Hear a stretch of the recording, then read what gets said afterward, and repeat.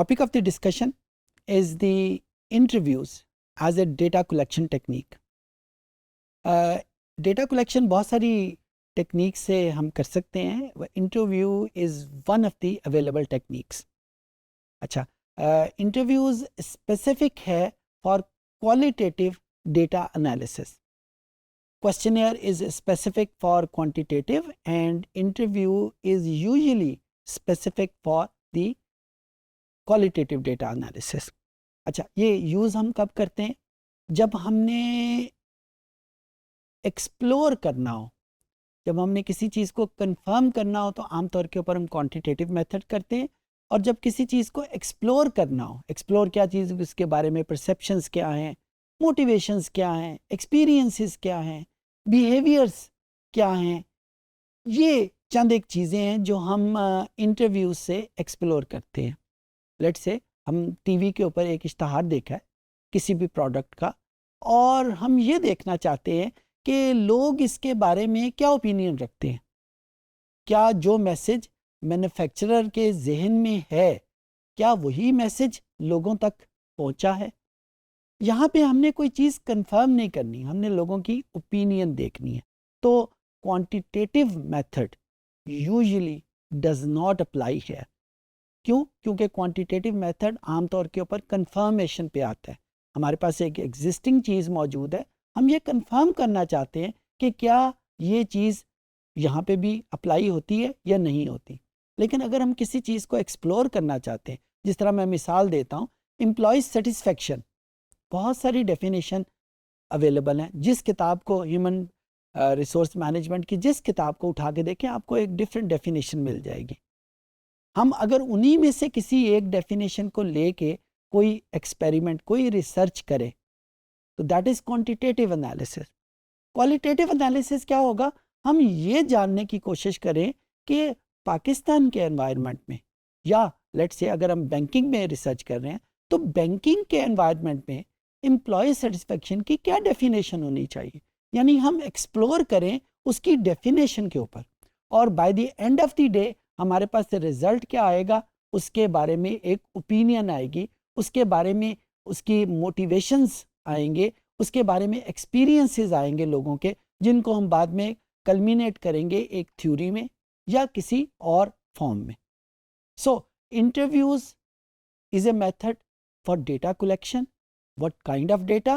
Qualitative data, जिसको बाद में हम कन्वर्ट करेंगे किसी थ्योरी में, किसी थीम्स में या कोर आइडियाज़ में. और ये क्वांटिटेटिव के लिए आम तौर के ऊपर यूज़ नहीं होता.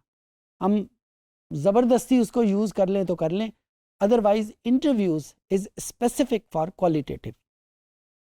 3 किस्म के आम तौर के ऊपर इंटरव्यूज़ होते हैं: वेल स्ट्रक्चर्ड, सेमी स्ट्रक्चर्ड और टोटली अनस्ट्रक्चर्ड. ये डिपेंड करता है कि हम किस किस्म के सवाल पूछते हैं, उनके ऊपर इसकी टाइप्स डिपेंड कर रही होती हैं. फॉर एग्ज़ाम्पल, मैं किसी बैंक के CEO का इंटरव्यू लेने जा रहा हूँ, तो मैंने अपने सामने कागज़ के ऊपर, जिसको हम आमतौर के ऊपर इंटरव्यू गाइड कहते हैं, मैंने क्वेश्चनियर बना के लिख लिए. आप अपने बैंक के बारे में क्या जानते हैं? आप अपने बैंक को किस तरह ग्रोथ करवाएंगे?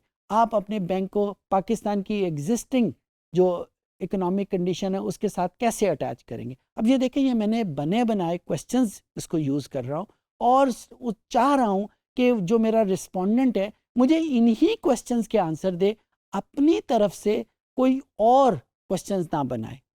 अच्छा, इसके जवाब में मैं ये भी कह सकता हूँ कि, या इसके अलावा मैं ये भी कह सकता हूँ, बजाय मैं क्वेश्चंस बनाने के मैं कुछ आइडियाज़ रख लूँ कि मैं उससे सवाल पूछूंगा एक पाकिस्तान के इकोनॉमिक कंडीशंस के बारे में, पाकिस्तान की जो बैंकिंग सेक्टर में ग्रोथ हो रही है उसके बारे में आपका क्या ख्याल है. अब मैंने कोई सवाल नहीं बनाए, मैंने वो चंद एक आइडियाज़ लिख लिए हैं जिनके बारे में मैं डिस्कशन करना चाहता हूँ अपने रिस्पोंडेंट के साथ.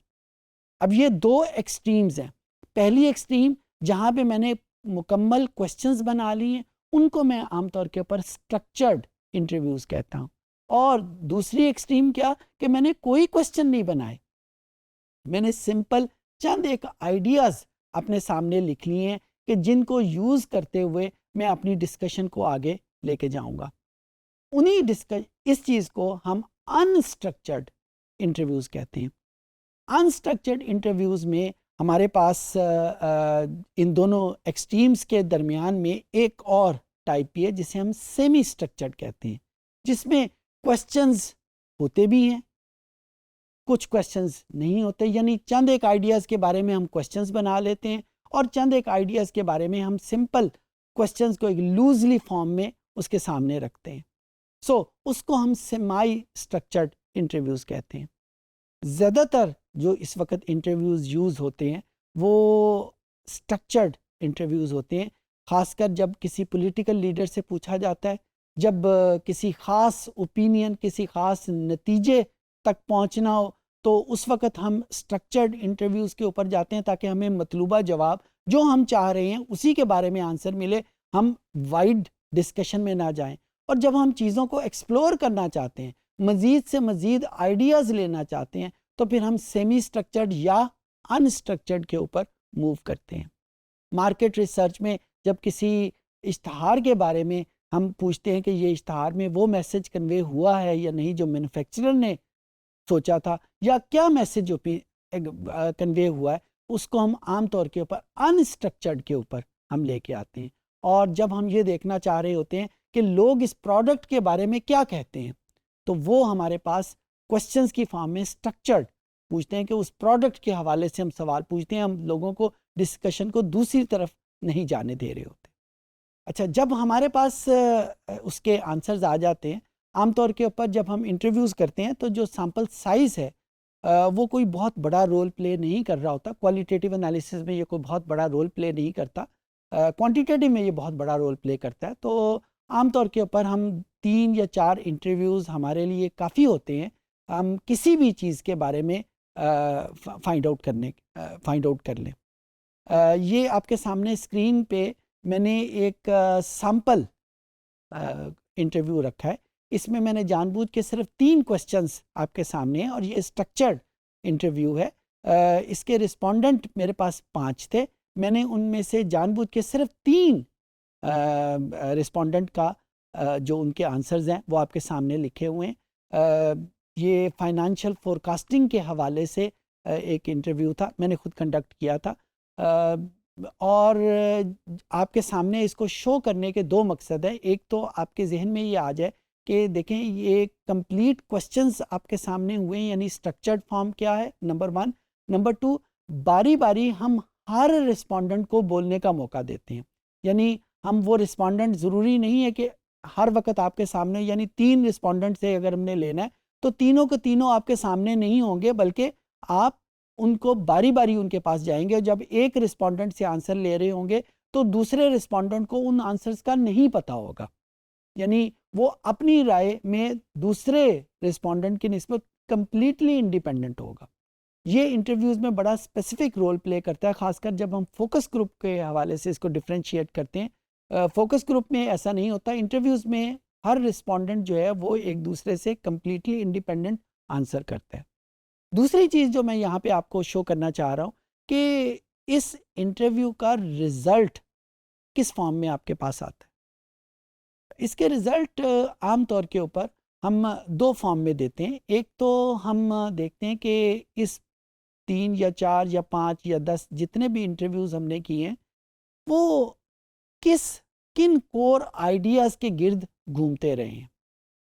ज़्यादातर ये आइडियाज़ वही होते हैं जिनके बारे में हमने क्वेश्चन किए हैं, लेकिन ये कोई ज़रूरी नहीं, ख़ासकर जब हम अनस्ट्रक्चर्ड क्वेश्चंस कर रहे होते हैं या अनस्ट्रक्चर्ड इंटरव्यूज़ कर रहे होते हैं तो हमें मुख्तलिफ़ किस्म के कोर आइडियाज़ जो हैं वो बनते हैं। मैं इसकी आपको मिसाल देता हूँ। आज से कुछ अर्सा पहले मैं पाकिस्तान के बैंकिंग सेक्टर के बारे में उसमें एम्प्लॉय सेटिस्फेक्शन के हवाले से एक रिसर्च कर रहा था और मुझे ये कहा गया था कि मैं ये क्वालिटेटिव रिसर्च करूं। मैंने उसके लिए इंटरव्यूज़ का मेथड यूज़ किया, मुख्तलिफ़ एम्प्लॉयज़ को मैंने इंटरव्यू किया। तो चंद एक चीज़ें तो एम्प्लॉय सेटिस्फेक्शन के बारे में मेरे जहन में बिल्कुल ओपन थी कि यही आंसर आएंगे। ज़्यादातर एम्प्लॉयज़ ने आंसर किया कि उनकी सैलरी उनकी एक्सपेक्टेशंस के मुताबिक है या नहीं। किसी ने ये कहा कि सैलरी वक्त पे हमें मिलनी चाहिए, किसी ने ये कहा कि सैलरी के साथ जो बेनिफिट्स हैं वो सेटिस्फेक्शन के साथ ज़्यादा अटैच हैं। तो इस किस्म के आइडियाज़ का हमें जो हम एचआर की किताबें पढ़ते हैं तो हमें वहाँ से भी इसी किस्म के हिंट्स मिलते हैं। एक चीज़ जो बिल्कुल भी किसी किताब में नहीं लिखी हुई थी, जिसका मुझे भी अंदाज़ा नहीं था, और जिस बैंकिंग सेक्टर के लिए मैं ये रिसर्च कर रहा था उसके लिए भी ये बिल्कुल नहीं थी, और जो अनस्ट्रक्चर्ड इंटरव्यू से सामने आई वो ये थी, वो सेल्फ एस्टीम थी। यानी बैंक के बहुत सारे मुलाजमीन ये चाह रहे थे कि तनख्वाह जितनी मर्जी हो, जिस मर्जी वक्त पे मिले, लेकिन कोई उनको तू कह के मुखातिब ना करे। यानी उनकी एस्टीम का, उनकी इज्जत का, रिस्पेक्ट का ख्याल रखा जाए उस बैंक में। अब ये सेटिस्फेक्शन का एक बिल्कुल डिफरेंट डायमेंशन था जो हमें किसी बुक में, खासकर किसी फॉरेन ऑथर की बुक में एटलीस्ट मुझे नज़र नहीं आया था। उस बैंक की जो मैनेजमेंट थी उसके जहन में भी ये बात नहीं थी, लेकिन जब हमने एक अनस्ट्रक्चर्ड इंटरव्यूज़ में आए तो उसकी आउटपुट के तौर पे ऊपर हमें ये चीज़ नज़र आई कि बैंक के लोग सेटिस्फेक्शन को इस हवाले से भी देखते हैं। सो मैंने ये जानबूझ के एग्जांपल आपके सामने दी है ताकि आपके जहन में ये आ जाए कि क्वांटिटेटिव और क्वालिटेटिव में, खासकर जब हम इंटरव्यूज़ लेते हैं तो उसके एडवांटेजेस क्या हैं। ठीक है, ये तरीका ज़्यादा टाइम कंज्यूमिंग है। ठीक है, ये तरीका आपकी ज़्यादा इन्वॉल्वमेंट चाहता है। ठीक है, ये तरीका, इसकी जो आउटपुट हम करते हैं इसके नतीजे में कोई स्टैटिस्टिकल रिजल्ट हमारे पास नहीं आता, लेकिन जो चीज़ें आती हैं वो बहुत बहुत रिवीलिंग होती हैं। हमने बहुत सारी चीज़ों के बारे में पहले सोचा ही नहीं होता। तो आम तौर के ऊपर जो इंटरव्यूज़ के रिज़ल्ट हैं वो समरी इंसाइट, समरी आइडियाज़ इस फॉर्म में हमारे सामने आते हैं। I hope I could make my self clear.